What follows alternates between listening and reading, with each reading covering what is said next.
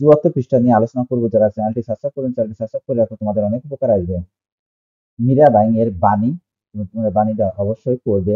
তারপর দেখো এখানে শিক্ষা বিষয় আছে, তোমরা এটাও পড়লে বুঝতে পারবে। মীরাবাই এর 3টি আদর্শ উল্লেখ করে এবং সেগুলোর তাৎপর্য লেখো। আমি দেখো এখন এর উত্তরে চলে আসি।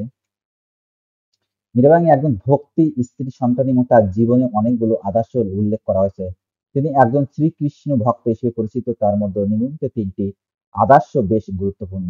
1 নম্বর ভগবত ভক্তি। মীরাবাই প্রধান আদর্শ ছিল ভগবত ভক্তি। তিনি বিশেষভাবে শ্রীকৃষ্ণের প্রেমে আবদ্ধ ছিলেন এবং তার প্রেমের অবস্থা তার কবিতা এবং ভজনগুলিতে প্রকাশ করেছেন। তার জীবনের অধিকাংশ সময় তিনি কৃষ্ণচন্দ্রের ধ্যানে মন লাগাতেন। এই প্রতিষ্ঠানটি তার আদর্শের একটি গুরুত্বপূর্ণ অংশ ছিল।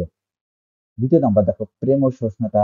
মীরাবাই এর জীবনে প্রেম ও সহিষ্ণুতা 2টি গুরুত্বপূর্ণ মানবিক গুণ ছিল। তিনি প্রতিদিন শ্রীকৃষ্ণের প্রেমে আবদ্ধ হয়ে অন্যের সাথে ভালো সম্পর্ক বজায় রেখেছিলেন। তার কবিতা এবং ভজনগুলিতে তার প্রেম ও সহিষ্ণুতার প্রতিফলন প্রকাশ পেয়েছে।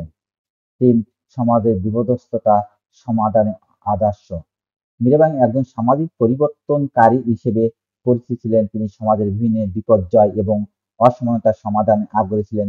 তার কবিতা এবং ভজনগুলিতে সামাজিক অসমানতা, বর্ণবিচ্ছেদ এবং আত্মবিশ্বাসের বিষয়গুলো নিয়ে আলোচনা করা হয়েছে। তিনি যেকোনো সামাজিক বিপর্যয় সমাধানের মুখ খুলে জন্য একটি আদর্শ ব্যক্তিত্ব হিসেবে পরিচিত ছিলেন। আশা করি তোমরা এটি বুঝতে পেরেছ। তাহলে আজ এই পর্যন্ত। Thank you everyone.